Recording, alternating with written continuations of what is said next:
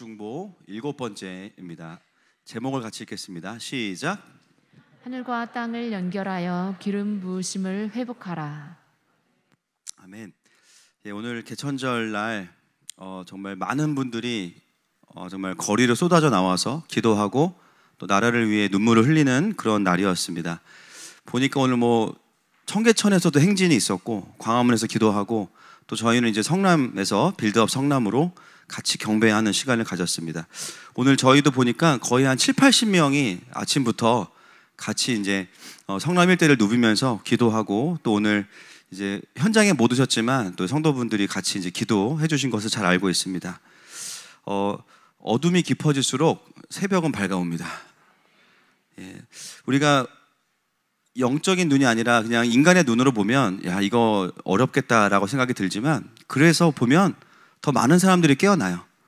저는 더 이상 깨어날 사람이 없겠다 생각했는데 요즘에도 보면은 이제 알았다 이런 분들이 더 또 많이 일어나고 있고요. 특히나 우리 30, 10, 20, 30들은 기본적으로 지금 이제 거의 분위기가 많이 깨어난 분위기입니다. 여러분, 우리가 이 시대 가운데 할 일은 무엇입니까? 깨어난 분들에게 복음을 전하고 킹덤을 풀고 다시 훈련해서 그들을 하나님의 군사로 파송하는 일을 교회가 해야 됩니다.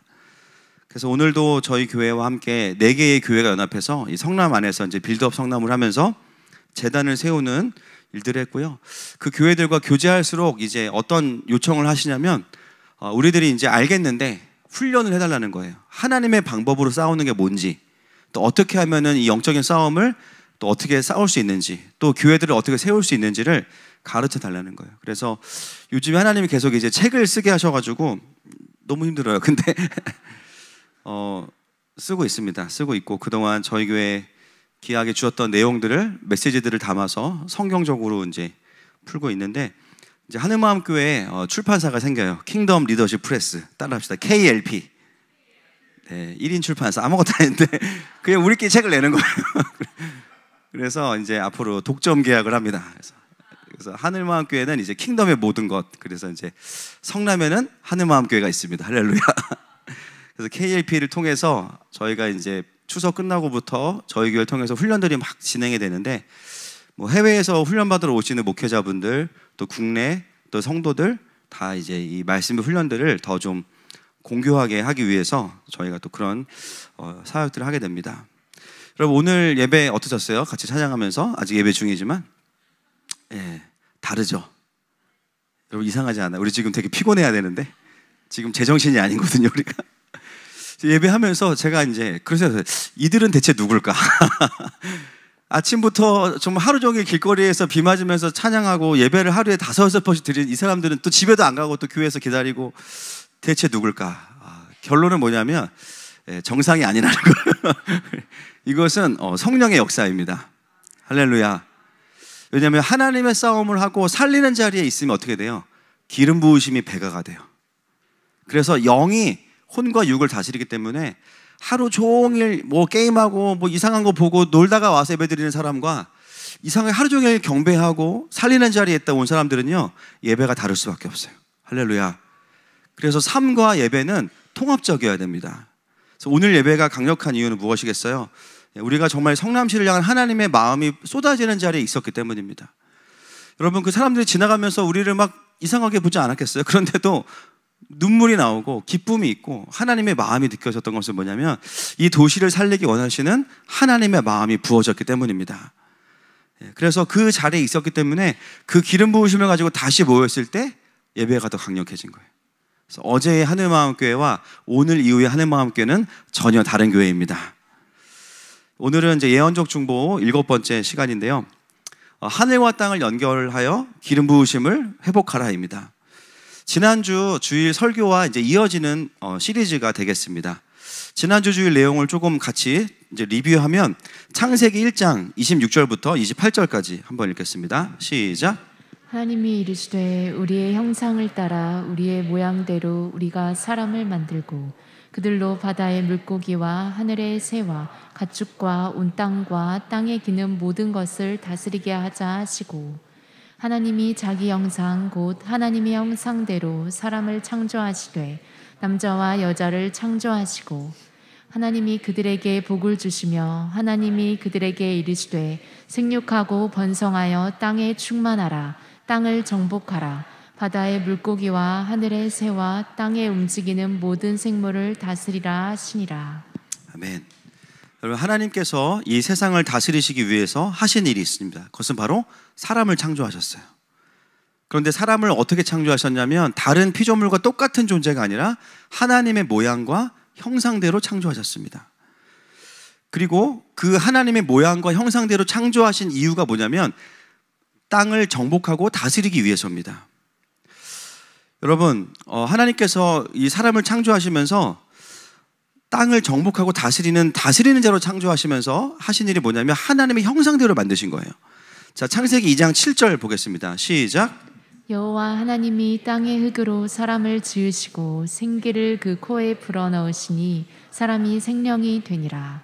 여기 보면 생령이라고 했는데 이게 바로 네샤마라는 단어인데요. 구약에서는 이 네샤마라는 단어를 사람의 영으로 번역을 합니다. 잠언 20장 27절입니다. 시작. 사람의 영혼은 여호와의 등불이라. 사람의 깊은 속을 살피느니라. 여기 보면 사람의 깊은 속, 바로 사람의 영혼을 말합니다. 그런데 이 네샤마라는 단어는 다른 단어와 동일하게 쓰이는 단어가 있어요. 그게 뭐냐면 루아흐입니다. 창세기 1장 2절 말씀 보겠습니다. 시작. 땅이 혼돈하고 공허하며 흑암이 깊음 위에 있고 하나님의 영은 수면 위에 운행하시니라. 이 단어는 또 하나님의 영, 성령님을 의미합니다. 그래서 원래 사람을 창조하셨을 때 하나님께서 세상을 다스리는 그 디폴트 상태가 뭐냐면 사람의 영 안에 성령 하나님이 함께 하시는 거예요. 우리가 이걸 뭐라고 부르냐면 어노인팅 되어 있다고 합니다. 어노인티드 되어 있다. 기름 부어져 있다라고 말합니다. 그래서 사람은 단순히 청지기로 위임받아서 세상을 마음대로 다스리는 그런 어떤 이신론적인 존재가 아니라 임마누엘의 하나님, 할렐루야. 우리 안에 성령으로 동행하시는 하나님의 감동 안에서 내가 먼저 하나님의 통치를 받는 그 통치 아래에서 사랑의 연합 아래에서 세상을 하나님의 뜻대로 다스리는 것이 인간을 통한 하나님의 나라가 실현되어지는 구조입니다. 그래서 하나님께서 그 에덴 동산에서 하신 일들을 보면 바로 성령의 감동을 통해서 하나님이 일을 하게 하셨어요. 창세기 2장 19절 말씀 읽겠습니다. 시작. 여호와 하나님이 흙으로 각종 들짐승과 공중의 각종 새를 지으시고 아담이 무엇이라고 부르나 보시려고 그것들을 그에게로 이끌어 가시니 아담이 각 생물을 부르는 것이 곧 그 이름이 되었더라. 바로 아담이 동물의 이름을 지었던 것도 그냥 지은 것이 아니라 그 안에 누가 계셨어요? 성령 하나님이 계셨어요. 그래서 이 동물을 어떤 뜻에서 어떤 목적으로 지으셨는지를 아담의 영에 깨닫게 하셨어요. 그리고 그것을 입으로 선포했어요. 그래서 이 아담의 네이밍 사역은 그 자체가 굉장히 예언적인 사역이라는 겁니다. 아담은 한 번도 그런 동물을 본 적이 없지만 성령의 감동을 따라서 그냥 눈앞에 보여주시는 동물들의 이름을 본질을 꿰뚫는 이야기를 하는 게 뭐예요? 예언이죠. 그리고 그 예언 사역의 마지막은 누구의 이름을 짓는 것이었습니까? 자신의 반쪽이었던 하와의 이름을 짓는 것으로 결정이 됩니다. 그래서 예언 사역의 완성은 결국 하와를 향한 뜻으로 또 연결되는 걸 보게 돼요. 아담이 그런 사역을 할 수 있었던 이유는 그가 바로 성령에 의해서 어노인티드 되어 있었기 때문입니다. 그래서 우리가 하나님의 통치를 이해할 때요, 이 영적인 것들을 잘 이해해야만 어떻게 교회를 세팅해야 되고 그 교회를 통해서 하나님이 열방에 하시는 일이 뭔지를 알 수가 있는 거죠. 여러분, 인간이 선악과를 먹은 것은 물론 하나님의 주권을 이제 거절한 것이지만 그것은 다른 의미로 말한다면 이제는 내가 성령의 기름 부으심 없이도 살 수 있다라고 말하는 거예요. 하나님을 거절한 것은 뭐냐면 그분을 통해 부어지는 성령의 그 기름 부으심이 없이 내가 이 세상을 다스리겠다. 결국 뭡니까? 내가 하나님이 되겠다는 거죠. 창세기 6장 3절 말씀 보겠습니다. 시작. 여호와께서 이르시되 나의 영이 영원히 사람과 함께하지 아니하리니 이는 그들이 육신이 됨이라. 그러나 그들의 날은 120년이 되리라 하시니라. 아멘. 여기 보면 성령께서 보편적으로 사람을 떠나시게 되고요. 성령이 떠난 인간은 뭐가 됩니까? 여기 보면 육신이 됩니다. 그냥 다른 피조물과 크게 다르지 않은 존재가 되는 거예요. 그런데 여기 보면 그러나 이렇게 나옵니다. 그러나. 왜 그러나냐? 원래 성령이 떠나고 나면 바로 모든 게 소멸돼야 되거든요. 그런데 그러나 그들의 날은 120년이 되리라. 이게 무엇입니까? 성령 하나님이 없이도 하나님의 심판이 유보되었기 때문에 이제는 생물학적으로는 살아갈 수 있는 시간이 우리에게 주어져 있다는 거예요. 그러니까 성령이 없이도 인간은 어느 정도 기능을 하면서 살아갈 수 있는 존재가 되었고, 이 120년의 시간은 창세기 6장이기 때문에 노아의 방주를 만드는 시간과 연결됩니다. 결국은 하나님의 심판이 유보된 동안 성령의 기름 부으심 없이 그 시간들을 살아가게 되는 것이 이제는 창세기 6장 이후의 인간의 모습인 거죠. 예레미야서는 이것을 또 다른 말로 이렇게 표현하고 있습니다. 2장 13절 말씀 시작. 내 백성이 두 가지 악을 행하였나니 곧 그들이 생수의 근원되는 나를 버린 것과 스스로 웅덩이를 판 것인데 그것은 그 물을 가두지 못할 터진 웅덩이들이니라. 바로 이것은 이스라엘의 우상 숭배를 향한 하나님의 메시지지만 근본적으로는 죄의 관점에서 보면 하나님을 거절한 것은 생수의 근원을 버린 거예요. 생수의 근원을. 결국 그것은 무엇입니까? 성령 하나님의 그 생수의 임재와 기름 부으심으로부터 인간들이 스스로 단절된 것을 선택한 거죠. 여러분, 이런 의미에서 우리가 구원이라는 것이 무엇이냐라고 생각해 본다면 여러 가지 구원의 의미가 있지만 오늘 본문에 따라 본다면 기름 부으심의 회복입니다. 우리가 구원받는다는 것은 죽어서 천국 간다만 있는 게 아니라 끊어졌던 하늘과 땅이 연결되면서 다시 하나님으로부터 성령의 그 어노인팅, 그 성령의 기름 부으심이 회복되는 거예요. 그 성령의 임재가 회복되면 하나님의 형상이 회복되고 성령의 열매가 드러나고 성령의 권능이 드러나고 이 모든 걸 통해서 다시 뭘 하게 돼요? 세상을 리바이벌 시키게 돼요. 할렐루야. 회복시키게 되고 복음을 전해서 이 땅에 하나님의 나라가 임하게 하는 삶을 사는 것, 그것이 바로 구원의 아주 총체적인 의미가 됩니다. 그리고 그것에 있어서 반드시 회복되어야 되는 게 뭐냐면 기름 부으심의 회복이라는 거예요. 여러분, 그래서 구약에 보면 다스리는 자들에게 공통점이 뭡니까? 다 기름 부으심이 있어요. 구약에서는 보편적으로 성령님께서 임하신 게 아니었지만 하나님께서 하나님의 그 구원을 완성해가는 과정에서 필요한 리더들을 딱 픽을 하시면 그에게 하시는 일이 뭐냐면 기름 부으시는 거예요. 사사기 6장 34절 말씀 보겠습니다. 시작. 여호와의 영이 기드온에게 임하시니 기드온이 나팔을 불매 아비에셀이 그의 뒤를 따라 부름을 받으니라. 아멘. 여러분, 기드온이 사사로 부르심 받았을 때 굉장히 두려움이 많았고요. 또 하나님한테도 여러 번 거래를 하면서 부르심이 맞는지 확인하는 사람이었어요. 근데 그거 어떻게 됩니까? 여호와의 영이 기드온에게 임하시니, 성령을 입다라는 단어로 되어 있습니다. 이게 뭡니까? 기름 부으심이에요. 그에게 기름 부으심이 있을 때 어떻게 되냐면 그를 통해서 아무도 움직여지지 않던 이스라엘의 지파들이 그에게 와서 그와 함께 하나님의 싸움을 하게 됩니다. 그 이유가 뭐예요? 바로 하나님의 기름 부으심이 회복됐기 때문입니다. 사무엘상 10장 1절 말씀 보겠습니다. 시작. 이에 사무엘이 기름병을 가져다가 사울의 머리에 붓고 입맞추며 이르되 여호와께서 내게 기름을 부으사 그의 기업의 지도자로 삼지 아니하셨느냐. 사울도 왕이 될 때 머리에 기름을 부었습니다. 그렇죠. 그러나 그가 왕의 어떤 직무를 감당하는 동안 또 하나님께 불순종했기 때문에 어떻게 됐어요? 그 기름 부으심이 끊어졌어요. 그리고 얼마간의 시간이 지나서 그는 그 자리에서 내려올 수밖에 없었어요. 다윗도 마찬가지죠. 사무엘상 16장 13절입니다. 시작. 사무엘이 기름 뿔병을 가져다가 그의 형제 중에서 그에게 부었더니 이날 이후로 다윗이 여호와의 영에게 크게 감동되니라. 아멘. 사무엘이 떠나서 라마로 가니라. 아멘. 여러분, 결국은 이 하나님의 통치를 풀어내야 되는 사람들에게 하나님이 계속 하시는 일이 뭐냐면 뛰어난 사람, 실력 있는 사람을 쓰신다기보다는 불러서 기름 부으시는 거예요. 할렐루야. 그리고 선지자들을 부르실 때에도 기름 부으시죠. 열왕기상 19장 16절 말씀 시작. 너는 또 님시의 아들 예후에게 기름을 부어 이스라엘의 왕이 되게 하고 또 아멜무올라 사밧의 아들 엘리사에게 기름을 부어 너를 대신하여 선지자가 되게 하라. 아멘.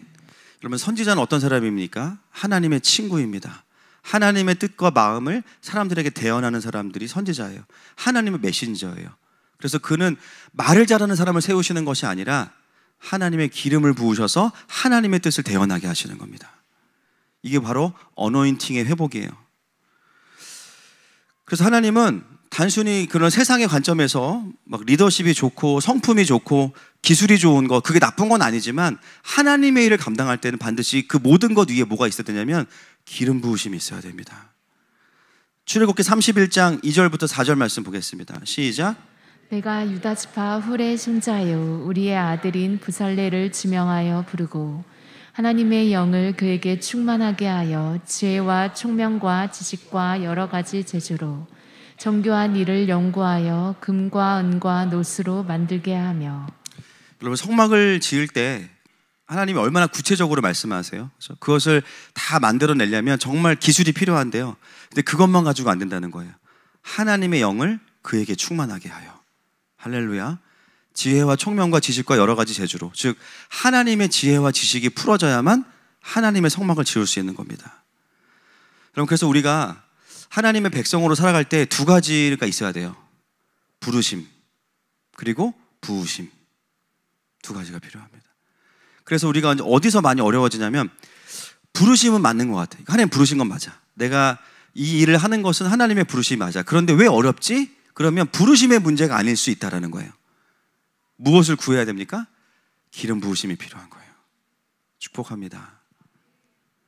왜 똑같은 사역을 하는데 안 될까? 왜 같은 사역을 하는데 안 될까? 하나님은 특정한 사람만 쓰시나? 반은 맞고 반은 틀려요. 하나님은 누구나 쓰십니다. 아멘이시죠?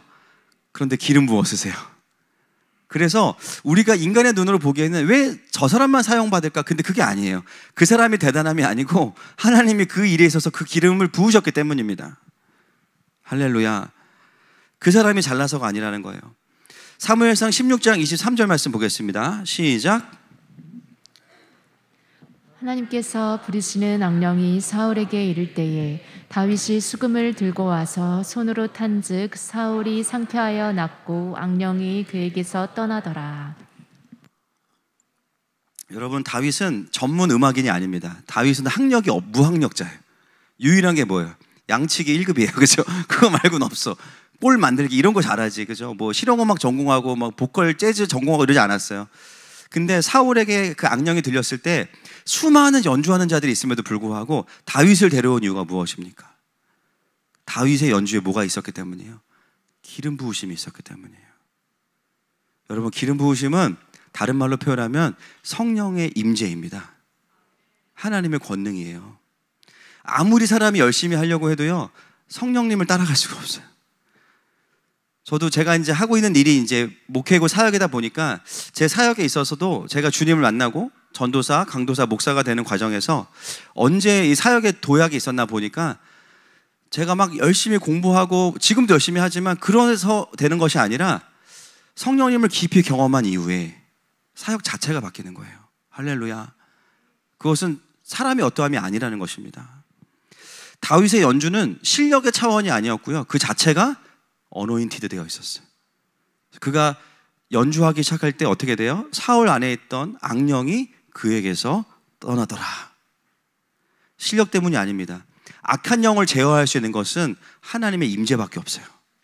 강력한 하나님의 통치가 올 때 그때 사울에게 있던 어둠이 떠나가는 거죠. 여러분, 우리가 하고 있는 빌드업 성남이나 이런 사역들은 특정한 사람을 끌어내리는 게 목표가 아니에요. 주님이 오시게 하는 거예요. 할렐루야.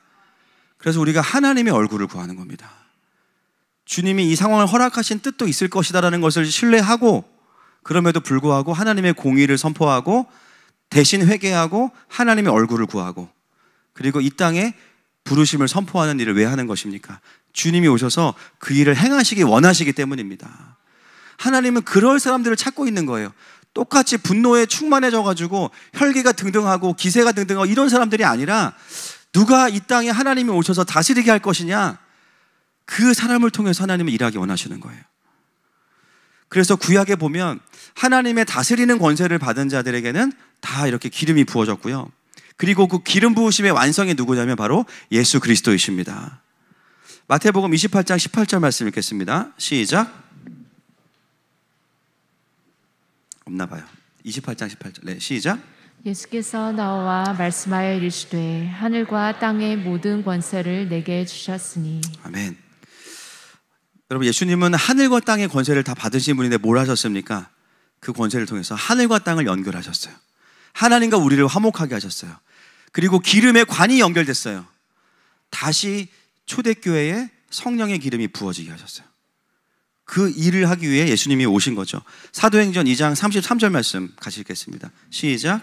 하나님이 오른손으로 예수를 높이심에 그가 약속하신 성령을 아버지께 받아서 너희가 보고 듣는 이것을 부어주셨느니라. 아멘. 바로 성령을 우리 가운데 보내신 거죠. 그게 바로 어노인팅의 회복입니다. 그래서 요한복음 7장 38절 말씀 같이 읽습니다. 시작. 나를 믿는 자는 성경의 이름과 같이 그 배에서 생수의 강이 흘러나오리라 하시니. 아멘. 생수의 근원을 버려서 메말랐던 이스라엘이 이제는 우리가 이스라엘과 함께 어떻게 됐어요? 생수의 근원이 우리가 됐어요. 그 뭐냐면 다시 생수의 근원이 회복된 거죠. 할렐루야. 여러분, 에스겔 37장에 보면 성전 문지방에서 물이 흘러나오는데요, 아이러니하게도 물이 한 곳에서 흘러나오면은 점점 물이 없어져야 돼요. 근데 어떻게 돼요? 거기 보면 점점 갈수록 물이 차올라요. 나중에는 막 헤엄칠 수 있게 돼요. 그건 뭐냐면 생수의 근원이 계속 있는 거예요. 할렐루야. 이게 신약이 어떻게 회복됐습니까? 살아있는 하나님의 성도들이 생수의 근원이 됐기 때문입니다. 우리에게 생수의 근원이 성령께서 들어오셨기 때문이에요. 그래서 우리가 가는 곳마다 생수가 흘러가는 겁니다. 오늘 우리가 성남에서 한 일이 무엇이냐면 바로 그 생수의 근원으로서 각 영마다, 각 동마다 모여서 하나님을 경배하고 그 물들을 흘려보내는 사역을 한 거예요. 주님 어떻게 하세요? 도와주시려고 비를 살짝 보내주셨어요. 그래서 성남 온 땅이 다 젖었습니다. 할렐루야. 결국은 이 오순절날 마가의 다락방에 성령이 임하신 사건은 어노인팅의 회복인 거예요. 뭐 방언을 하고 다 중요하지만 결국 뭐냐면 성령이 다시 오셨다. 이제는 교회를 통해서 성령의 기름 부으심이 흘러갈 것이다. 그리고 성령의 권능이 드러날 것이다. 하나님의 나라가 확장될 것이다. 그 증거가 바로 사도행전 2장의 성령의 임재입니다. 그래서 이제는 구약의 특별한 소수에게만이 아니라 교회에 부으셨어요. 아멘이시죠? 베드로전서 2장 9절 말씀 같이 읽겠습니다. 시작. 그러나 너희는 택하신 족속이요 왕같은 제사장들이요 거룩한 나라요 그의 소유가 된 백성이니 이는 너희를 어두운 데서 불러내어 그의 귀한 빛에 들어가게 하신 이의 아름다운 덕을 선포하게 하려 하심이라. 아멘. 여기에 보면은 왕과 제사장, 선지자가 없는 것 같지만 결국은 아름다운 덕을 선포하게 하려 하심이라. 이게 선지자입니다. 그래서 왕과 제사장과 선지자의 역할들이 나라기보다는 교회에 부어진 거예요. 할렐루야. 그래서 이제는 성령의 임재가 회복됐기 때문에 사도행전 1장 8절 시작. 오직 성령이 너희에게 임하시면 너희가 권능을 받고 예루살렘과 온 유대와 사마리아와 땅끝까지 이르러 내 증인이 되리라 하시니라. 아멘. 여러분, 그래서 이 신약의 교회는 부르심과 부으심이 함께 이제 완성이 된 것이죠. 여러분, 우리가 이 기름 부으심에 대해서 적용할 때 어떤 정말 눈에 보이는 어떤 특정한 뭐 예배 인도, 설교 뭐 이런 부분은 당연히 필요하고요. 그것만이 아니라 구원받은 우리가 이 땅에 살아있는 것 자체가 부르심이에요. 동의하십니까? 그것은 뭐냐면 교회에서의 어떤 사역만이 아니라 가정에서 아내로, 남편으로, 또 부모로, 직장에서 어떤 역할로 모든 것이 다 뭐냐면 부르심이에요. 무엇을 하든지 죽게 하듯 하라. 할렐루야. 그렇다면 우리가 기름 부으심을 구할 때 그 영역은 굉장히 확대가 될 수 있습니다. 우리는 교회 사역을 할 때는요, 시키지 않아도 기도가 나와요. 이번 주 뭐 5분 기도인데 그럼 벌써 5시간 기도하고 올라와야 돼. 5분 기도인데 이번 주 물 떠놓는 사역도 얼마나 기도를 많이 하시겠어요? 다 침 뱉지 않으시겠죠? 그렇죠? 약 타고 그러지 않으실 거예요. 그렇죠? 얼마나 이거를 주님 성수가 되게 하옵소서, 목사님 목을 잘 넘어가게 하옵소서 기도하실 거 아닙니까? 근데 여러분, 우리가 하나님의 일이라고 생각하는 눈에 보이는 일들을 할 때 진짜 기도가 나와요. 그런데 그것뿐만이 아니에요. 내 삶의 모든 것이 하나님의 부르심이라고 한다면, 그것이 어떤 죄를 짓는 일이 아니라고 한다면 그 모든 일에 기름 부으심이 필요해요. 자녀를 돌볼 때 부모로서 당연히 부르심 있죠. 내 새끼니까. 근데 그것만으로 안 되고요. 자녀를 케어할 때도 기름 부으심이 있어야 돼요. 우리의 어떤 지식이나 직장에서 노력이 필요하죠. 그러나 여러분, 그 직장으로 부르신 분도 하나님이시라면 우리가 뭘 구해야 됩니까? 기름 부으심을 구해야 돼요. 하나님, 내가 오늘 부장으로서 합당한 기름을 주옵소서. 내 권위 아래에 있는 자들이 살아나게 하시고, 우리 사무실을 주님의 보혈로 덮고, 이 직장을 만드시고 이 회사를 만드신 하나님의 그 뜻을 선포하면서 거기 합당한 기름을 구하는 거예요. 여러분, 삶이 때로 버겁고 힘들죠. 근데 우리가 힘들다는 거는 뭐냐면, 몸이 힘든 것도 있지만 어떤 일들은 내 마음의 그 한계를 막 넘쳐나는 일이 너무나 많아요. 너무 화가 나고 너무 이해가 안 되고 너무 막 자녀지만 내가 기다려줄 수 없고 감당이 안 됩니다. 여러분, 오늘 본문을 가지고 적용한다면 그 순간 우리에게 뭐가 필요한 걸까요? 기름 부으심이 필요한 거예요. 우리 킹덤스쿨 교사들 하루 종일 아이들과 보내야 됩니다. 사무실에 있으면요 거의 동물의 왕국이에요. 주님이 오시기 전까지. 근데 그때 제가 마음속에, 하나님 기름 부어주세요. 기름 부어주세요. 그죠? 그 아이들 안에 일어나는 수많은 기복과 그 아이들 안에 일어나는 훈련의 시간들을 보면서도 정말 기름 부으심이 필요해요. 여러분, 우리가 기름 부으심이라 그러면 너무 이제 신비로운 부분에서만 생각을 하다가 지금 다시 돌아보면, 그렇구나. 남편과 아내가 하나 되기 위해서도 뭐가 필요할까요? 보너스와 기름 부으심이 필요하겠죠. 모든 것에 있어서 진짜 기름 부으심이 필요한 겁니다. 누가복음 3장 22절 말씀 같이 읽겠습니다. 시작. 성령이 비둘기 같은 형체로 그의 위에 강림하시더니 하늘로부터 소리가 나기를 너는 내 사랑하는 아들이라 내가 너를 기뻐하노라 하시니라. 여러분, 예수님은 하나님이십니다. 근데 그 예수님께서 공생애를 시작하실 때 그냥 막 시작하지 않으셨어요. 세례 받으셨고, 그리고 세례를 받을 때 하늘이 열리면서 성령께서 임하셨어요. 그럼 이게 뭐예요? 기름 부으심이에요. 예수님도 공생애를 시작하면서 성부 하나님으로부터 성령님의 기름 부으심을 다시 받으셨어요. 그래서 그분도 어노인팅 하시지만 어노인티드 되셨어요. 여러분, 그렇다면 이 땅에 온전한 인간의 모습을 보이기 오신 분이 예수님이라면 우리가 하나님의 일을 하면서 날마다 우리에게 하나님의 기름 부으심이 필요합니다. 기름 부으심은 어떻게 임하는가? 여러분, 예수님을 통해서 어떻게 기름 부으심이 흘러갔는지를 보면 알 수 있겠죠. 마가복음 5장 27절부터 30절 말씀 시작. 예수의 소문을 듣고 무리 가운데 끼어 뒤로 와서 그의 옷에 손을 대니 이는 내가 그의 옷에만 손을 대어도 구원을 받으리라 생각함일러라. 그의 혈루 근원이 곧 마름에 병이 나은 줄을 몸에 깨달으니라. 예수께서 그 능력이 자기에게서 나간 줄을 곧 스스로 아시고 무리 가운데서 돌이켜 말씀하시되 누가 내 옷에 손을 대었느냐 하시니. 아멘.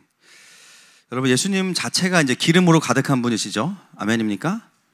그러면 그 예수님은 모든 자를 기회가 될 때 고치길 원하세요. 근데 우리의 치유 축사와 예수님의 치유 축사는 다른 게, 예수님은 그냥 완전하세요. 그러니까 예수님께 어떤 문제가 있을 수가 없어요. 뭐 믿음이 부족하다거나 그런 게 있을 수 없어요. 그러면 결론적으로 뭐냐면 예수님을 통해서 믿음으로 나오는 자들은 다 고치신다는 거예요. 이게 기름 부으심이 흘러가는 굉장히 중요한 원리입니다. 그래서 가장 이 극단적인 예화가 이 혈루병 여인입니다. 사실 예수님도 아셨겠죠. 하나님 누가 다가오고 있는 거 아셨겠죠. 그렇지만 모른 척 하세요. 왜냐하면 이걸 통해서도 레슨 포인트가 있기 때문이에요. 봐봐, 내가 눈 마주치고 하지 않아도 그 모든 사람들을 제치고 정말 죽음의 위험을 무릅쓰고 온 거잖아요. 그렇죠? 혈루병 걸린 여인이기 때문에 사람들에게 손을 대는 순간 부정하다고 하면서 돌을 던질 겁니다. 그럼 죽어요. 예수님께 가기도 전에 죽어요. 그런데 그걸 다 제치고 예수님께 터치다운을 딱 했어요. 그때 어떻게 돼요? 능력이 나가요. 기름 부으심이 흘러가요. 그리고 잠시 상황이 좋아진 게 아니라 혈루의 근원이 곧 마름에. 할렐루야. 여러분, 의사들도 고치지 못한 그 혈루의 근원이 뭘까요? 우리는 뭔지 모르지만 오랫동안 이 여인과 또는 이 가정 안에 있었던 영적인 깊은 묶임일 겁니다. 결국은 의사들이 고치지 못했다는 것은 뭐냐면 육신의 문제가 아닐 가능성이 높다는 거예요. 결국 예수님의 기름 부으심은 그 여인의 삶의 가장 큰 문제를 근본적으로 고치십니다. 기름 부으심이 흘러간 거예요. 마가복음 5장 34절에 예수님께서 그 여인에게 말씀하세요. 시작. 예수께서 이르시되 딸아 네 믿음이 너를 구원하였으니 평안히 가라. 내 병에서 놓여 건강할지어다. 아멘. 예수님이 구원하셨는데 뭐래요? 내 믿음이 너를 구원하였다 그랬습니다. 할렐루야. 여러분, 기름 부으심은 하나님이 주고 안 주고의 문제가 아니에요. 믿음의 문제예요. 그 믿음은 말씀으로부터 오는 겁니다. 이미 초대교회에 성령의 기름이 부어졌어요. 할렐루야. 결국 그것을 믿음으로 취하는 자들에게는 하나님의 일을 감당할 수 있는 기름이 부어진다는 거예요. 제가 많은 예화들이 있지만 넘어가고요. 결국 믿음으로 반응하는 자들에게는 여전히 능력과 역사가 일어납니다. 그래서 신약시대 이후에는요, 기름 부음의 역사가 계속 있었어요. 많은 분들이 자꾸 어떤 오류를 범하냐면 신약시대의 교회와 지금의 시대를 자꾸 분리해요. 야, 그때는 그런 게 있었지만 지금은 아니야. 근데 이해가 돼요. 그런데 문제는 뭐냐면 성경에 어디에 그거를 구분하라는 그런 메시지가 있습니까? 없어요. 사도행전 이후의 교회는 그냥 다 똑같은 신약교회고 마지막 때 교회였어요. 자, 이때까지만, 사도들이 사역할 때까지만이야 라고 말하지 않습니다. 성령의 역사는 지금도 동일합니다. 할렐루야. 결국은 지금도 믿음으로 반응하는 자들에게는 성령님이 동일하게 임하시고 그 기름 부으심이 그에게 쌓이고 임하는 거예요. 사도행전 19장 12절 말씀 한번 보겠습니다. 시작. 심지어 사람들이 바울의 몸에서 손수건이나 앞치마를 가져다가 병든 사람에게 얹으면 그 병이 떠나고 악기도 나가더라. 아멘. 여러분, 이런 본문 볼 때마다 재밌지 않으세요? 바울의 몸에 손수건이나 앞치마, 손수건 여기 있네. 손수건이나 10,000원에 제가 앞치마를 가져다가 병든 사람에게 얹으면 그 병이 떠나고 악기도 나가더라. 여러분, 이게 성경에 써 있는 거죠? 진짜예요, 거짓말이에요? 그러면 진짜죠. 사람들이 안 믿어요. 희한하지 않습니까? 여러분, 그리고 어떤 분들은 이렇게 얘기해요. 이거 이렇게 되면은 뭐 생수라 그래가지고 막 10만 원에 팔고 막 그러면은 그거 자체가 우상 숭배 아니냐? 여러분, 이 본문은 이 손수건이나 앞치마를 경매에 붙이라는 얘기가 아니고요. 손수건이나 앞치마는 아무것도 아니란 얘기예요. 이게 이해되세요? 모세의 지팡이가 홍해를 갈랐어. 모세의 지팡이가 의미하는 거 뭐냐? 모세의 지팡이는 아무것도 아니라는 거예요. 뭐가 능력이에요? 기름 부으심이 능력이라는 거예요. 베드로의 그림자를 거기에 들어가면 막 치유가 일어나, 그죠? 그럼 베드로의 그림자의 능력이 있는 거예요? 아니에요. 하나님께서 기름 부으시는 순간 그 모든 건 다 도구가 되고 통로가 될 수 있다는 거예요. 할렐루야. 하나님께서 여러분에게 기름 부으시면 여러분 강력한 하나님의 사람이 되는 것입니다. 그것을 정말 기대하고 인정하는가? 그랬을 때 아무것도 아니지만 그 손수건에서 능력이 나타나고 그 앞치마를 통해서 치유의 역사가 일어난다는 거예요. 여러분, 제가 2년 전에 막 치유기도 한참 할 때 이상하다, 왜 처음에 이제 막 그 말씀이 풀어지면서 야 100% 고칠 수 있다 그랬는데 확률상 한 70%가 회복이 되시고 그 중에서도 한 80%는 현장에서 고쳐지고 그리고 한 20%는 집에 가서 연락 오시고 그리고 한 20%는 안 고쳐지거나 아무 일도 안 일어나는 분들이 객관적으로 있었어요. 그래서 이게 뭘까? 내가 기도가 부족한가? 그 생각했는데 마가복음 6장 5절 말씀을 제가 발견하게 됐어요. 같이 읽겠습니다. 시작. 거기서는 아무 권능도 행하실 수 없어 다만 소수의 병자에게 안수하여 고치실 뿐이었고. 아멘. 전 이 말씀이 너무 위로가 되더라고요. 이게 예수님도 다 안 됐는데 물론 다 이 이유가 아니겠지만 무조건 또 다는 아니구나. 이게 어떤 믿음의 문제라면 그 케이스 바이 케이스로 기도하는 자의 믿음, 기도 받는 자의 믿음 되게 중요해요. 믿음을 합하지 않으면 역사가 나타나지 않으니까. 그리고 그 치유가 있었지만 어느 순간 또 그걸 부정하게 되면 다시 아플 수도 있는 거고. 이게 참 여러 가지 분별이 필요하다는 걸 알게 됐습니다. 제가 우리가 한참 기도 사역할 때 제가 그랬죠. 선착순으로 받는다고. 어떤 날은 선착순으로 받는데 한 분도 안 오실 때가 있어요. 근데 왜 선착순이라고 했냐면 기대와 갈망을 일으키기 위해서요. 맞아, 줄 서서 기도 받는 거 의미 있다. 내가 기도 받으러 가야. 그러면 그 사람의 믿음을 일으키기 위해서 그 단어를 쓴 겁니다. 오순절에 성령이 교회에 임하실 때 왜 예수님은 바로 주시지 않고 그냥 승천하자마자 바로 주시지 않고 오순절까지 기다리게 하셨을까요? 절기의 개념도 있지만 그 3, 40일의 시간 동안이 어떤 시간입니까? 갈망과 자발적인 마음이 막 채워지는 시간이에요. 처음에는 그냥 예수님이 기도하라고 했으니까 500명이 기도했는데 점점 빠져나가 사람들이 안 오시니까 현실에 자꾸 맞추게 돼요. 그런데 120명 끝까지 기다려요. 기다린 사람들의 마음은 뭡니까? 오실 거야, 주실 거야. 그 마음이 계속 채워지기 때문에 결국 그것이 오순절에 딱 채워지면서 성령께서 임하신 거예요. 여러분, 그게 뭘 의미하냐면 기름 부으심은 믿음으로 받는 거예요. 그래서 신약 시대의 교회는 어떤 부르심이 있냐면 오일뱅크, 주유소, 병원의 기능, 뭐 가족의 기능 다 있어요. 그지만 그 중에 하나가 뭐냐면 기름을 주는 주유소입니다. 왜냐하면 교회는 예수님의 몸이니까, 예수님의 몸에서 기름이 나가니까. 그래서 우리가 공교회로 모이는 것은 너무 중요하고, 교회 공동체가 필요 없다라고 말하는 메시지에 속으시면 안 됩니다. 나는 혼자서도 신앙생활 잘해요. 물론 잘하실 수 있어요. 그러나 여러분, 예수님의 질서는 뭐냐면 교회를 통해서 기름을 공급하시는 거예요. 어떤 목사도 어떤 리더도 기름 없이 사역할 수는 없어요. 맞습니까? 여러분, 예언적 중보라는 건 뭐냐면 이미 예수님께서 이루어 놓으신 이 어노인팅의 강력한 것을 다시 선포하고 그 사역과 그 땅에 하늘을 연결하는 기도가 예언적 중보인 것입니다. 오늘 저희가 이제 대장동을 시작으로 복정역까지 외부 성도들도 오셔서 같이 하셨어요. 저는 이제 복정역부터 시작을 했는데, 복정역에서 이제 딱 경배하는데 고1 그 자매 여자아이가 이제 예배인도 하고, 그 샬롬 교회가 이제 같이 예배인도 하는데, 용인에서 한 여자 목사님께서 쇼파르를 들고 이렇게 타고 오셨고, 그런 분들 보면 닌자 같아요. 약간 우리도 오시는 분 있잖아요. 닌자 같은 분이 오셔가지고 이제 복정역에서 쇼파르를 부는데 너무 소리가 그냥 완전 뚫리는 소리가 나는 거예요. 너무 감사해요. 촬영해놨는데. 그리고 또 어떤 외부에서 오신 성도님들은 다 각자의 교회와 각자의 지역에서 오셨는데 똑같은 얘기를 하시는 거예요. 하나님께서 이번 주에 금식을 하게 하셨다. 다 희한해. 여러분, 이번 주가 어떤 주간이었어요? 대속제일이었잖아요. 그 금식은 회개의 금식이었던 것 같아요. 그래서 그분들이 오셔서 처음에는 이게 뭔지 모르고 그냥 뭐 오라서 왔는데 금식을 하게 하신 이유가 있었던 것이고, 그것이 바로 이 날을 위해서 금식을 하게 했다는 것이었습니다. 여러분, 이제 회개를 마치고 추석부터 뭐가 시작되죠? 초막절이에요. 초막절의 뜻은 뭡니까? 하나님의 임재입니다. 지금 성남이 그 절기를 따라가고 있어요. 하나님의 임재가 의미하는 것은 뭐냐면 어노인팅이에요. 오늘 우리가 성남대로에서 뭘 한 겁니까? 어노인팅의 예언적 중보를 한 겁니다. 어떤 분들은 야, 이렇게 한 10명 모여서 뭐 기도하면 뭐가 바뀔까? 그렇죠? 사람만 보면은 아무것도 안 되는 것 같죠. 그런데 하나님께서 어떻게 보고 계시냐면은 성남 전체에 하늘과 땅이 연결된 거예요. 할렐루야. 성남시의 교회는 유대인을 통해 세워졌고, 그 유대인 직업이 뭐예요?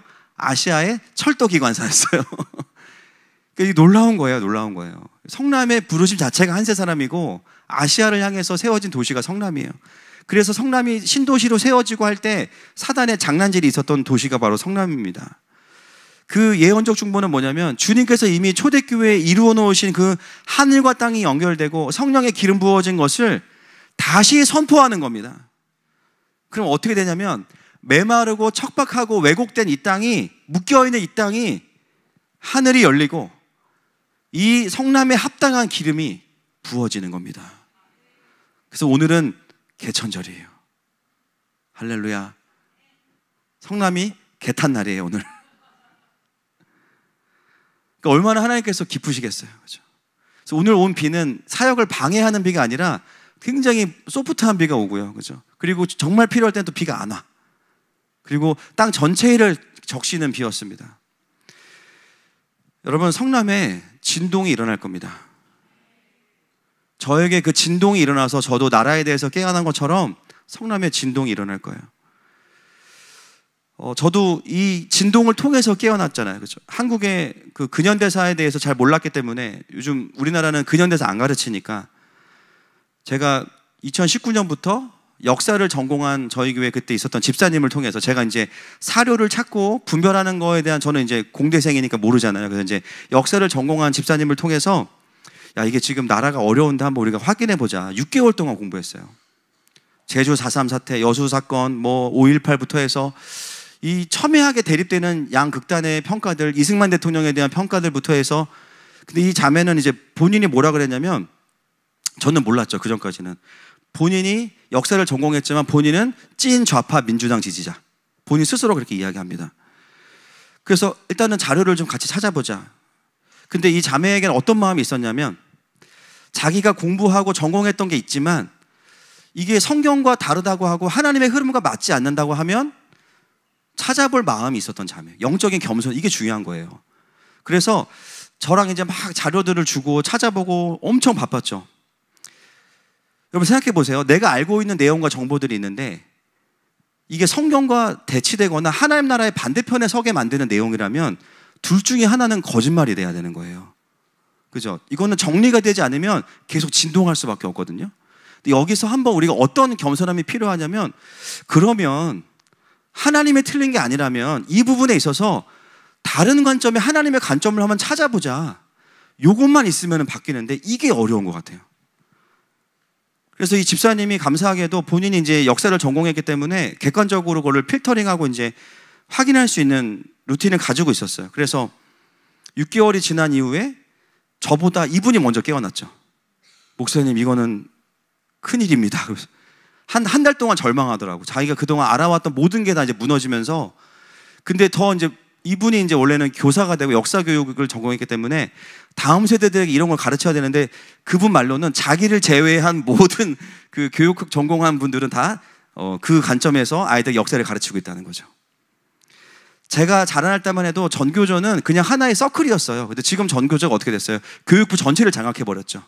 그래서 이 나라의 교육 전체가 다 인본주의 작용화가 되어 있는 것은 당연한 열매입니다. 그래서 그 집사님이 먼저 그 인본주의 진영에서 탈출을 한 거예요.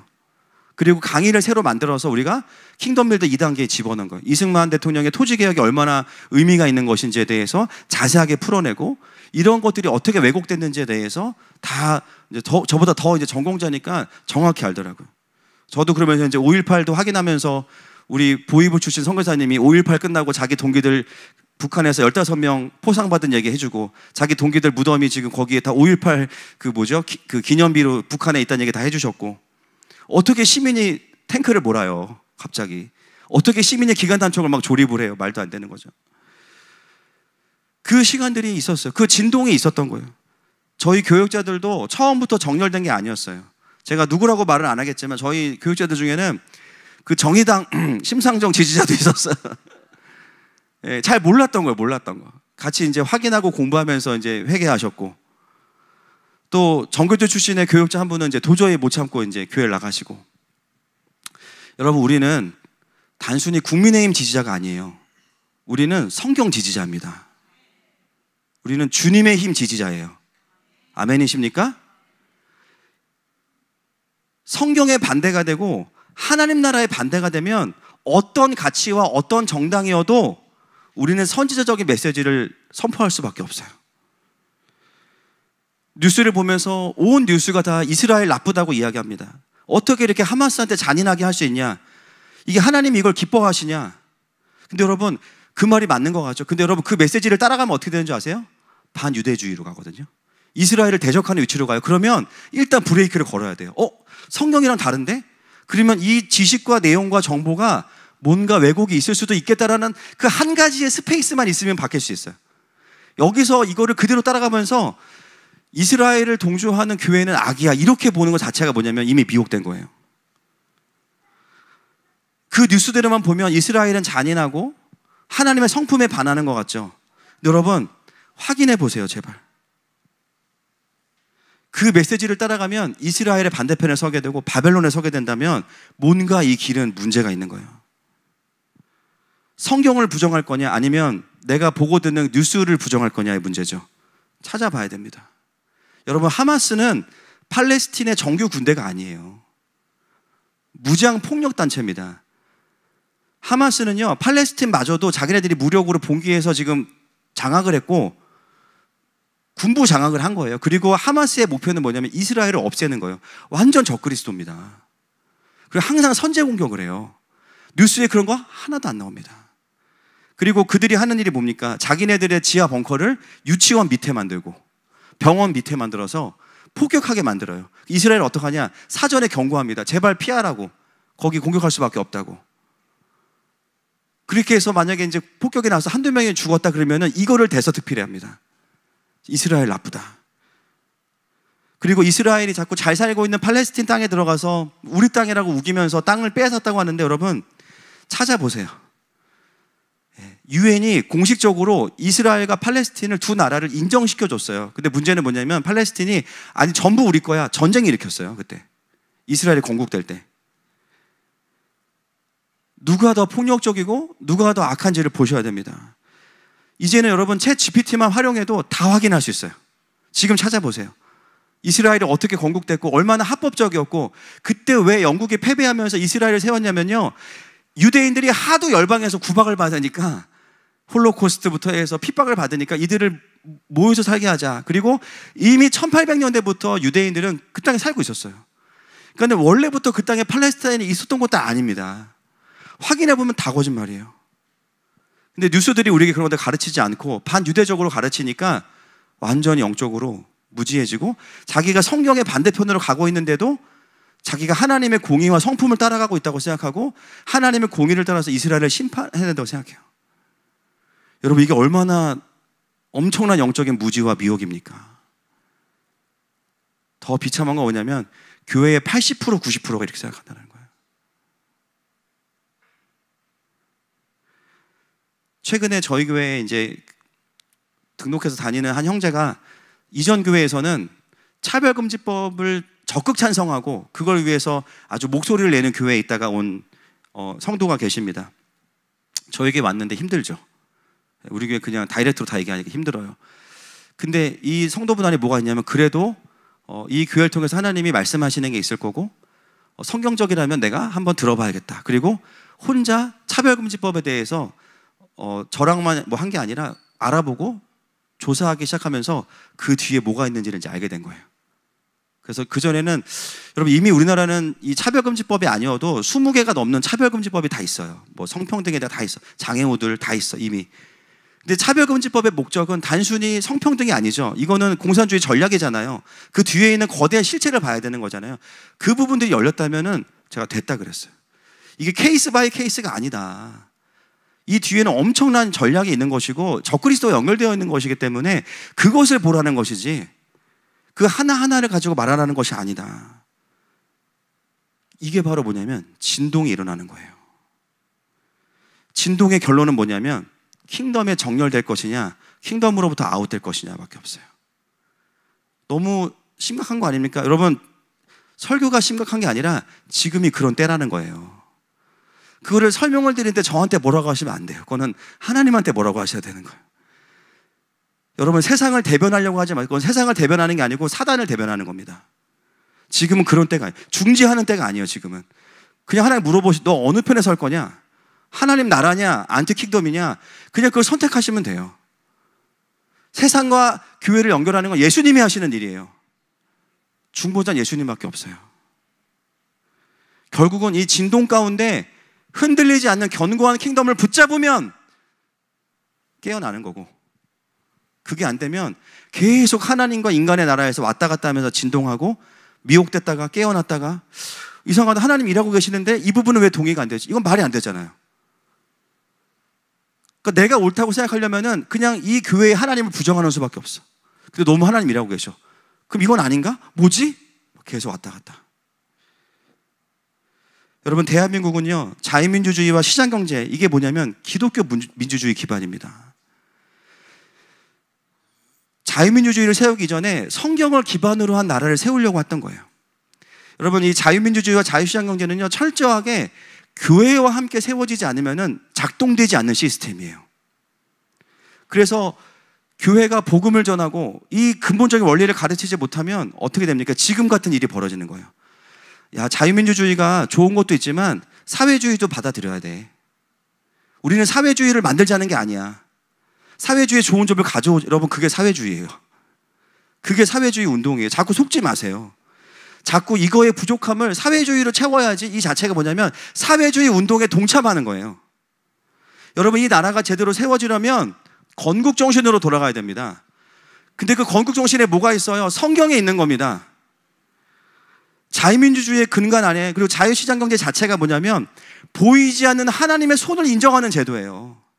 근데 뭐라 그래요? 자본주의는 나쁜 거래요. 자본주의라는 말 누가 만들었어요?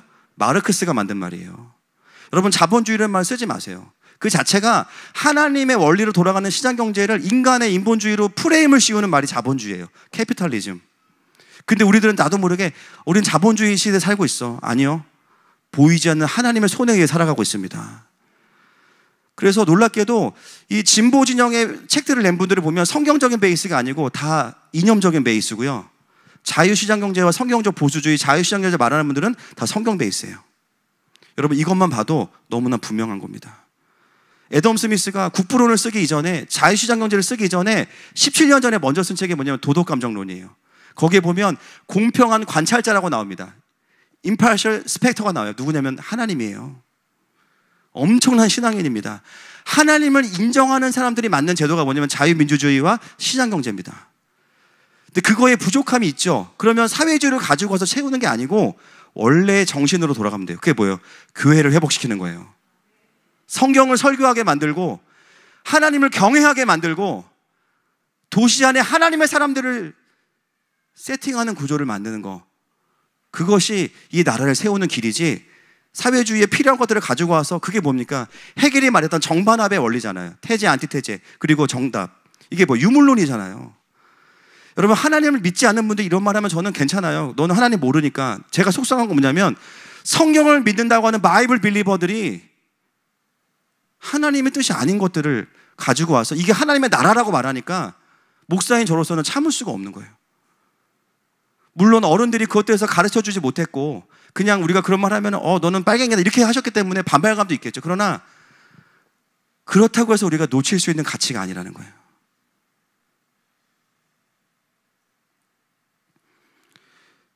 지금 이 땅이 회개해야 되는 건 뭐냐면, 믿지 않는 자들이 사회주의 운동에 동참하는 거는 하나님도 그냥 그렇다고 인정하시고, 문제는 뭐냐면 교회가 사회주의 운동에 동참하면서 하나님의 나라라고 말하는 것 자체가 얼마나 큰 우상숭배인지 모릅니다. 하나님이 채우셔야 되는 공백을 만들어 놓고 세워진 자유민주주의 대한민국이 그 자리를 공산당이 차지하고 중국이 차지하고 한 당의 모든 하나님의 자리를 차지하겠다는 자체가 우상숭배잖아요. 어떻게 이거를 그리스도인들이 지지할 수 있겠어요? 여러분, 이렇게 되면 어떻게 됩니까? 나라의 부르심을 지워버리게 돼요. 그래서 건국에 대해서 역사적으로 계속 왜곡을 시키는 메시지들을 민족문제연구소 같은 곳들, 전교조들을 통해서 계속 아이들에게 교육을 해왔던 거고, 가장 큰 피해자가 4050 세대들입니다.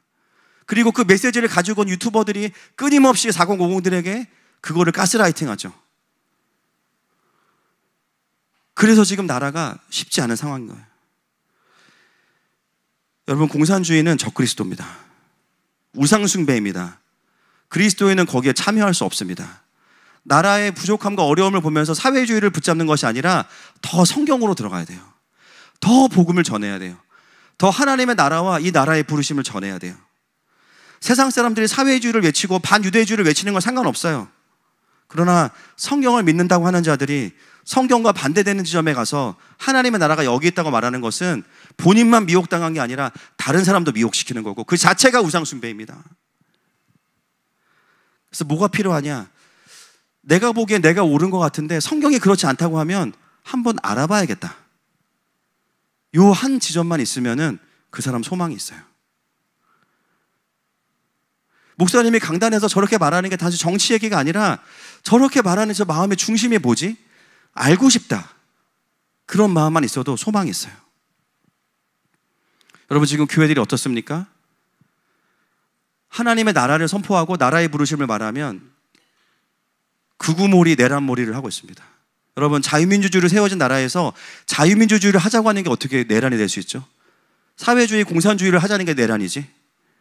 본인들이 하고 있는 것을 반대로 역프레임을 씌워놓은 거예요, 지금.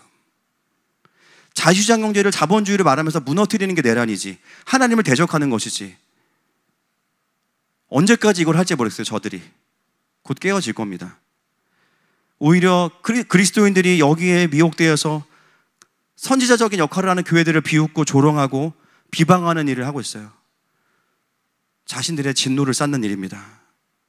오늘 각 전철역에서 기도하면서 정자동에서는 우리 청년들이 기도했는데, 청년들이 기도하고 나서 받은 마음들을 막 나누는데 현석이가 그런 얘기 하더라고. 영적인 무지에 대해서 하나님이 회개하라는 마음을 주셨다고. 정자동에 여러분 대기업 다 있어요. 그 대기업들이 어떻게 들어오는지 아시죠? 이 지역에. 그리고 거기에 수많은 직장인들과 청년들이 오가면서 지방에서 일하기 위해서 오는 분들이 다 정자동과 판교로 옵니다. 그 공원을 막 지나가요. 영적인 무지에 대해서 회개하라는 거예요. 또 한 청년은, 호진이가 그랬던 것 같은데, 이 정자동에 무슨 종이 같은 게 있었는데 기도하는 건데 종이가 찢어졌다는 거예요. 그전에도 빛이 들어왔지만 이제는 종이가 찢어졌기 때문에 더 강력한 빛이 들어온다는 거예요.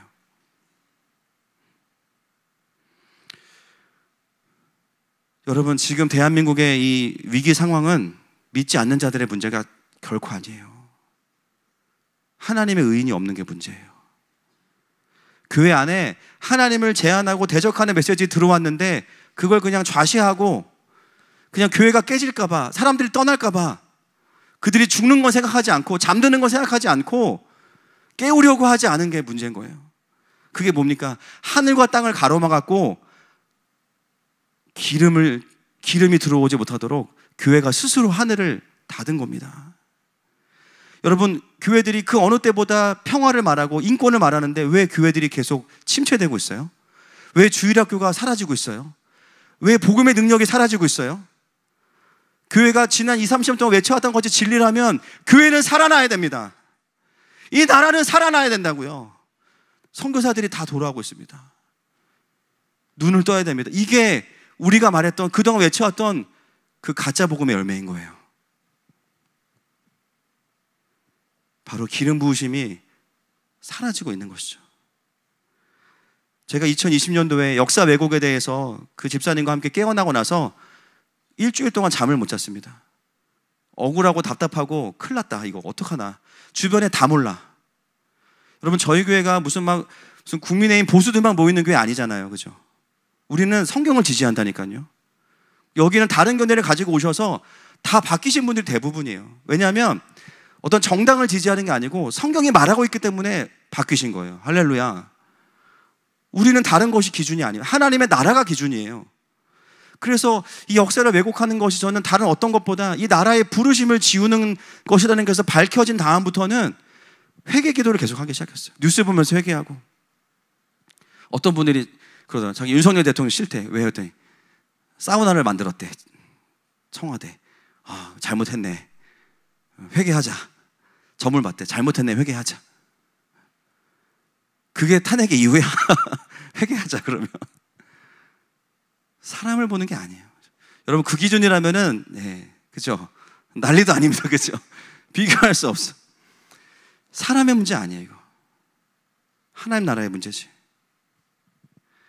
제가 그때 이 전교조들이 그동안 해왔던 역사 왜곡과 민족문제연구소 계속 회개하면서 기도하고 나서 2달 후에 어떤 일이 있었습니까?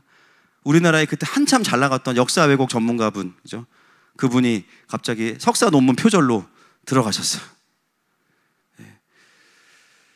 다른 게 아니라, 쌤통이다 그게 아니라 그 메시지를 하나님이 그냥 입을 막으셨어요. 그가 얘기했던, 사람들 앞에서 막 재미있게 얘기했던 역사들이 잘못됐다라는 게 드러났어요. 역사적으로 팩트가 아니라는 게 드러났어요. 그게 핵심이에요. 근데 그 책과 그 메시지에 막 열광하면서 사람들이 쫓아오다가 그게 아니었네, 이게 된 거예요. 혹시 이 설교를 듣고 그분이 저를 고발한다면 저는 그걸 기다리고 있습니다. 왜냐면 그분은 그걸 진짜 믿은 거잖아요. 할렐루야. 기도했으니까 내가 잘못된 거야. 그럼 주님 믿는 거예요, 그분은. 할렐루야. 그렇죠? 그리고 어둠이 드러난 거니까 본인의 어둠을 인정하는 거예요. 그리고 우리는 증거가 없어요. 기도밖에 안 했으니까. 논문 표절을 고발하거나 하지도 않았어. 때가 되면 뭐예요? 제단이 세워지면 어둠이 드러납니다. 우리는 할 수 있는 게 없어서 기도하는 게 아니에요. 기도가 제일 강력하기 때문에 기도하는 거예요. 할 수 있는 거 다 해봤어, 그동안. 다 해봤어. 그래서 우리가 지은 죄악도 아니지만 대장동 가서 회개하고, 태평동 가서 회개하고, 성남의 대기업 건물 앞에 가서 회개하고, 회개할 뿐이에요. 회개하면 어떻게 돼요? 하늘이 열리고 기름이 부어집니다. 여러분, 성남에 기름이 부어지면 뭐냐면 성남이 성남의 부르심을 향해서 갈 수 있는 힘이 공급되는 거예요. 이것이 우리가 그동안 12년 동안 계속 준비해왔던 도시선교의 중요한 사역인 겁니다. 근데 그 일을 우리만 한 게 아니죠. 다른 교회들이 같이 하고, 오늘 오신 분들이 다 뭐냐면 저한테 어떤 분 녹음해 갔어요. 이거 왜 하는 거냐, 자기가 속한 단체가 많다, 알리겠다. 지금 이 도시 안에 나라를 위해 기도하는 분들이 엄청 많은데요, 그동안 이런 일들이 일어나지 않았기 때문에 모여지지가 않았어요. 연합이 되고 있는 거예요. 하나님이 하고 계십니다. 에베소서 2장 20절부터 22절 말씀 같이 읽어보겠습니다. 시작. 너희는 사도들과 선지자들의 터 위에 세우심을 입은 자라. 그리스도 예수께서 친히 모퉁이 돌이 되셨느니라. 그의 안에서 건물마다 서로 연결하여 주 안에서 성전이 되어가고, 너희도 성령 안에서 하나님이 거하실 초소가 되기 위하여 그리스도 예수 안에서 함께 지어져 가느니라. 아멘. 여러분, 성도들이 연합할 때요, 열매가 뭐냐면 하나님이 거하실 처소가 된다는 거죠. 한 교회가 하는 것도 귀하지만 연합할 때 더 강력한 임재가 있어요. 시편 133편 1절부터 3절 같이 읽습니다. 시작. 보라, 형제가 연합하여 동거함이 어찌 그리 선하고 아름다운고, 머리에 있는 보배로운 기름이 수염 곧 아론의 수염에 흘러서 그의 옷깃까지 내린 같고, 헐몬의 이슬이 시온의 산들에 내린 같도다. 거기서 여호와께서 복을 명령하셨나니 곧 영생이로다. 아멘. 여러분, 연합의 영광과 목표는 숫자가 부족해서 많이 모여서 뭘 하자, 이건 하나님의 방법이 아니고요, 연합의 목표는 뭐냐면 강력한 기름 부으심이에요. 그래서 많이 모이는 게 중요한 게 아니고, 그리스도의 모퉁이 돌이 뭐냐면 진리가 풀어져 있는 자들이 모여야 돼요. 킹덤의 원리가 풀어진 자들이 모일 때 하나님 역사하시는 거예요. 오늘 왔던 교회들도 다 뭐라 그러냐면, 목사님 우리 훈련이 필요한 것 같아요. 우리 너무 몰랐어요. 어떻게 싸워야 되는지 몰랐고 분노만 가지고 있었다는 거예요. 하나님의 방법으로 싸워야 돼요. 말씀으로 훈련돼야 돼요. 그렇게 되어지는 것이 처소와 처소가 연결되어지고, 그렇게 연합할 때 하나님의 임재가 있습니다. 할렐루야. 그리고 하늘 마음은 계속해서 이 도시의 부르심을, 우린 이미 돌파했으니까, 그죠? 어떤 나라의 상을 돌파했으니까 아시아와 이스라엘 향해서 계속하고 열방을 정렬시키는 사역을 계속하는 거예요. 여러분, 오늘 이 자리에 함께 해줘서 너무나 감사하고 축복합니다. 오늘 이후로 하나님께서 이제 초막절이 지나면서 또 하나님의 일들을, 이 성남 안에 하나님의 장막이 탁 풀어지면서 하나님의 통치가 풀어질 줄 믿습니다. 시간 함께 찬양하고 기도하겠습니다. 우리가 이 사역을 하기 위해서 여전히 우리에게 뭐가 필요하냐면 기름 부으심이 필요합니다. 저도 요즘에 저와 우리 교회에 주어지는 사역들을 보면서 마음에 한 번씩 이렇게 부담이 팍 와요. 일본, 아니 내가 뭐라고 이 일본의 오랜 나이 드신 목사님들 앞에서 일본의 부르심을 말해야 될까 막 부담이 오고, 대만, 몽골 뭐 부담이 오는데, 결국은 그 부담은 뭐냐면 제 안에 기름 부으심이 또 필요하다는 얘기 같아요. 여러분, 요즘에 가정에서 부모로 살아가시고 또 배우자로 직장에서 또 사역하는 장소에서 살아가면서 좀 버겁다고 느끼신다면, 우리가 몸이 피곤한 것도 있지만 더 기름 부으심이 필요한 거예요. 그것은 바로 믿음을 통해서, 기도를 통해서 풀어지는 것입니다.